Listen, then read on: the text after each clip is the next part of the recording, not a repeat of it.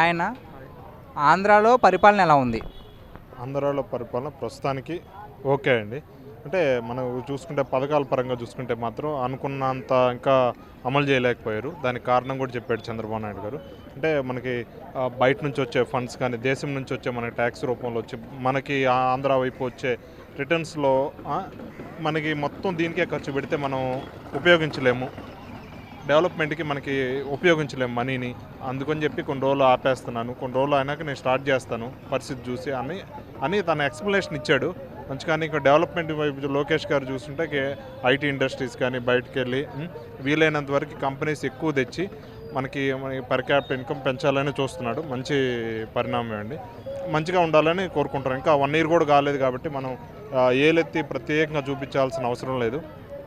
Wait చేస్తున్నాం. ఏదైనా కొద్దిగానే అభివృద్ధి ఉందంటారా సార్ ఈ 8 నెలల పాలనలో? అభివృద్ధి అంటే మామూలుగా మన పవన్ కళ్యాణ్ చేయాల్సింది చేస్తున్నాడు. తన శాఖకు సంబంధించింది పర్యావరణ శాఖ తీసుకున్నాడు, రోడ్లు వేస్తున్నాడు, అటు ఫారెస్ట్ మొత్తం పవన్ కళ్యాణ్ శాఖ పరిపాలన చూసుకుంటాడు. ఇంకోటి డెవలప్మెంట్ వైపు చూసుకుంటే లోకేష్ గారు బయట ఐటీ ఇండస్ట్రీస్ ఏపీకి తీసుకొచ్చే పనిలో ఉన్నాడు. అదే మనకి ఏంటంటే మన ప్రతి ఒక్కరి స్థాయి పెరిగితేనే కదా డెవలప్మెంట్. అంటే అప్పుడు ఎలా ఉన్నాడు, ఇప్పుడు స్కీమ్స్ అన్నీ పక్కన పెడితే మనకు అప్పుడేంది ఉద్యోగం ఉందా లేదా, ఇప్పుడు వచ్చిందా రాలేదా, ఇవన్నీ టాలీ చేసుకుంటే కదా మనకి డెవలప్మెంట్ ఉందా లేదా అనేది చూసుకోవాలి. ప్రస్తుతానికి అయితే ఇంతవరకు అయితే పెద్ద డెవలప్మెంట్ ఇంకా కనిపించలేదు. ఇంక వెయిట్ చేస్తాం. సార్ గత జగన్ గారి ప్రభుత్వంలో రోడ్లు చాలా దారుణంగా ఉన్నాయని ప్రజలైతే కంప్లైంట్ చేయడం జరిగింది. మరి ఈ కూటమి ప్రభుత్వం వచ్చాక కొద్దిగా అయినా సరే ఏదైనా మార్పు వచ్చిందంటారా రోడ్ల విషయంలో? ఇప్పటి నుంచో చంద్రబాబు నాయుడు గారికి ఒక పేరు ఉంది. చంద్రబాబు నాయుడు గారు వస్తే రోడ్లు అనేది 100% ఓకే. ఎక్కడ అవకతవకలు ఉన్నా కానీ ఒక డ్యామేజ్లు ఉన్నా కానీ రోడ్లు వేస్తాడని చంద్రబాబు నాయుడు గారికి ఎప్పటి నుంచో పేరుంది. దాన్ని మళ్ళీ నిలబెట్టుకున్నాడు. గతంలో లోకేష్గా ఉన్నప్పుడు కూడా మంచిగా 2014 to 19లో కూడా మంచిగా రోడ్లు శంకుస్థాపనలు చేయటం కానీ రోడ్లు పూర్తి చేయటం కానీ అన్నీ లోకేష్ హయాంలో జరిగిపోయినాయి. ఇప్పుడు కూడా అదే మాట మీద కరెక్ట్గానే ఉంటున్నారు. రోడ్ల విషయంలో మాత్రం 100% జగన్తో పోలిస్తే చంద్రబాబు నాయుడు గవర్నమెంట్ 100% బెటర్ అండి. మళ్ళీ జగన్ గారు సీఎం అయ్యే ఛాన్స్ ఏమైనా ఉందంటారా సార్? ఛాన్స్ అంటే ఇంకోటి ఏంటంటే అయ్యే ఛాన్సు ఉంది. ఎందుకంటే జగన్ గారిలో మొండితనం ఉంది. అంటే ఎంత పార్టీ ఎంత కష్టాల్లో ఉన్నా సరే ఇంకో దాంట్లో కలిపేయటం కానీ కాంప్రమైజ్ అవ్వటం కానీ ఇటువంటి లక్షణాలు ఇటువంటి క్వాలిటీ జగన్ గారిలో లేవు. కాబట్టి 100% ఎప్పుడో ఒకటి అయ్యే ఛాన్స్ ఉంది. అంటే వేరే వాళ్ళు మనం చూసుకున్నా కానీ కొంచెం కుంగిపోయి మనం ఇంకా కావేమో 10 years అయ్యింది ఇంకా కావేమో అని చెప్పి వేరే దాంట్లో కలిపేయటం గతంలో చూసాం కొన్ని పార్టీల్ని. జగన్ గారు మాత్రం అలాంటి పరిస్థితులు ఎంత దయనీయ పరిస్థితులు వచ్చినా సరే ఒక పార్టీని విలీనం అనేది చేయడు. కాబట్టి 100% ఎప్పుడో ఒకటి సీఎం. నాకు తెలిసి రేపు 2019లో 2029లో కూడా అయ్యే అవకాశం లేదు. 100% కాడు. నెక్స్ట్ ఎప్పుడైనా, ఎందుకంటే ఎంత దారుణంగా పాతాళానికి దొక్కేశారు మొన్న. ఇంత ఎమ్మట్టే ముంచుకోవటం అనేది జరగదు. ఫ్యూచర్లో అయ్యే అవకాశం ఉంది. అన్న ఇప్పుడు 11 సీట్లు వచ్చాయి కదా, నెక్స్ట్ కనీసం ప్రతిపక్ష హోదాగా వచ్చే సీట్లన్నీ వస్తాయంటారా జగన్ గారికి? వస్తాయండి, పుంజుకుంటాడు ఎంతో కొంత. ప్రతిపక్షం అంటే ఏంటంటే 10%ఏ కదా, ఇంకా 7 సీట్లు వస్తే వచ్చేస్తాయి. కాబట్టి వచ్చే అవకాశం ఉందండి. ఇంత దారుణంగా అయితే అంటే చంద్రబాబు నాయుడుకి చేసే తప్పుల్ని ఎప్పటికప్పుడు ఎత్తి చూపించే పనిలో ఉండాలి జగన్. లాస్ట్ టైం చేసింది అదే జగన్ గారు. 2014 to 19లో ఉన్నప్పుడు చంద్రబాబు నాయుడు ఇచ్చిన హామీలు దాదాపు చాలా వరకు నెరవేర్చలేదు. ఒకవేళ నెరవేర్చినా కానీ లాస్ట్లో ఒక 5-6 నెలలు ఉందనగా ఒక అన్నా క్యాంటీన్లు కానీ నిరుద్యోగ భృతి కానీ పసుపు కుంకుమ ఏదైతే లాస్ట్లో నెరవేర్చాడు హామీలు, దాన్ని ఎత్తి చూపించాడు బాగా. అది కాక ఇంకో నాకు ఒక ఛాన్స్ ఇవ్వండి, నేను రూపురేఖలు మార్చేస్తాను ఆంధ్ర అని చెప్పాడు. ఇవన్నీ చూసి జగన్ గారు కోట్లు వేశారు. ఇప్పుడు కూడా ఏంటంటే చంద్రబాబు నాయుడు గారు ప్రతి గవర్నమెంట్లో అవకతవకలు ఉంటాయి, నెగిటివ్ పాయింట్స్ ఉంటాయి. దాన్ని గలం ఎత్తి చూపించాలి. నువ్వు అసెంబ్లీకి రాకుండా, అసెంబ్లీకి కూడా జగన్ రావట్లేదు అనుకుంటా కదా, జగన్ రాకుండా ఎక్కడో ఉంటే ప్రజలైతే నంబరు అసెంబ్లీకి రావాలి. నీకేదైనా అన్యాయం జరిగితే అప్పుడు అందరు ప్రజలు గమనిస్తారు కదా. నీకు మైక్ ఇవ్వకపోయినా నీకేదైనా నేను తొక్కేస్తుండో చూసినా కానీ ప్రజలు గమనిస్తారు. దానికి తగ్గట్టే సీట్లు ఇస్తారు. మొన్న కూడా వైసీపీ పార్టీ అంత దారుణంగా ఓడిపోవడానికి కొడాల నాని కానీ వల్లభనేని వంశీ కానీ రకరకాలు, అంటే పాలన ఒక రకంగా చాలా మైనస్, కానీ ఒక మాటల తీరు కూడా వీళ్ళు కొన్ని రెబల్ క్యాండిడేట్స్ ఉన్నారు. రోజా గారు కానీ ఎవరైతే బండబూతులు చంద్రబాబు నాయుడు ఫ్యామిలీని కానీ వ్యక్తిగతంగా బండబూతులు తిట్టి వీళ్ళందరూ ప్రజలు గమనించారు. అట్లానే నువ్వు అసెంబ్లీకి వస్తే నీకు అక్కడ అన్యాయం జరుగుతుంది అనుకుంటే నువ్వు అన్యాయం జరుగుతుంది అదంతా ప్రజలు గమనిస్తారు కదా.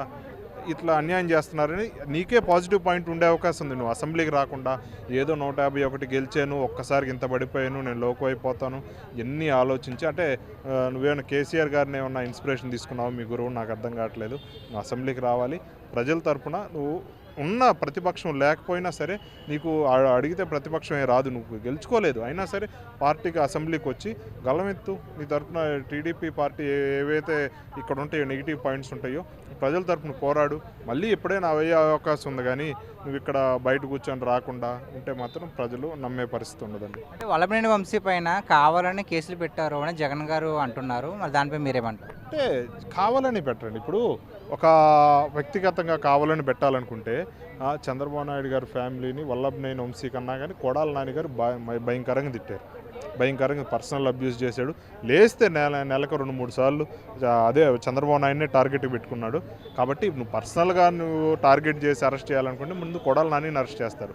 వల్లభనేని ఒక ప్రూఫ్లు దొరికి పక్కాగా దొరికేదాకా ఎవరిని అరెస్ట్ చేయరు. వ్యక్తిగతంగా తీసుకుంటే ఇప్పటికి చాలామందిని ఎప్పుడో అరెస్ట్ చేసేవాళ్ళు, ఇంతమంది ఉన్నారు కదా. రోజా గారిని ఎవరిని అరెస్ట్ చేయలేదు, ప్రూఫ్స్ దొరుకుంటే అరెస్ట్ చేశారు. రేపు కోర్టులో తేలిద్ది అతను దోష నిర్దోష అనేది.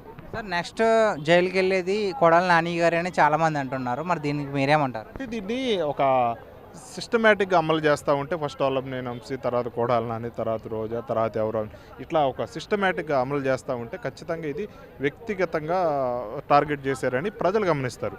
ఈ ప్రజలు గమనిస్తారన్న విషయం చంద్రబాబు నాయుడికి తెలిసి చంద్రబాబు నాయుడు అయితే ఈ తప్పు చేయడు. ఎందుకంటే పర్సనల్గా మీరు చూసుకుంటే నెక్స్ట్ పార్టీ ఉండదు, ప్రజలంతా గమనిస్తుంటారు. వీళ్ళ పాపం ఒక జాలి, ఒక ప్రతిపక్షం లేకపోయినా ఒక వైసీపీ మీద ఒక జాలి అనేది ఒకటి కలిగిందంటే ఒక్కసారికి మైలేజ్ అనేది బాగా పెరిగిద్ది. ఒక 30-40 ఇయర్స్ నుంచి ఇండస్ట్రీలో ఉన్న చంద్రబాబు నాయుడికి ఇది బాగా తెలుసు. గతంలో కూడా అదే చేశాడు. ఒక రూలింగ్లో లేకపోయిన ప్రతిపక్షంలో ఉన్నప్పుడు ఈ వైసీపీ పార్టీ రూలింగ్లో ఉన్నప్పుడు బాగా తిట్టాక అన్నీ గమనిస్తూనే ఉన్నాడు. పెద్ద డిఫెండ్ చేసుకున్నట్టు ఏం కనిపించలేదు లాస్ట్ 5 ఇయర్స్లో. అన్నీ గమనిస్తూ ఉన్నాడు, ప్రజలు గమనిస్తారు, మనకి రేపు ఓట్లేస్తారు అన్న మైండ్ గేమ్తోనే ప్లే చేశాడు. అదే మైండ్ గేమ్ ఇక్కడ కూడా రేపు ఉంటుంది. ఇవన్నీ ప్రజలు గమనిస్తారని తెలిసి ఈ వ్యక్తిగతంగా అయితే పాడు. ఎందుకంటే పోతే తనకు నష్టమని, తనకే పార్టీకే నష్టమని చంద్రబాబు నాయుడికి ఒక సీనియర్గా 40 ఇయర్స్ ఇండస్ట్రీగా తెలుసు. కాబట్టి అట్లా జోలికి పాడు. పక్కా ప్రూఫ్లు ఉంటేనే అరెస్ట్ చేస్తాడు, లేకపోతే ఎప్పుడో అరెస్ట్ చేసేవాళ్ళు పర్సనల్గా ఏదో ఒకటి చేసి ప్రూఫ్ ప్రకారమే చూస్తున్నారు.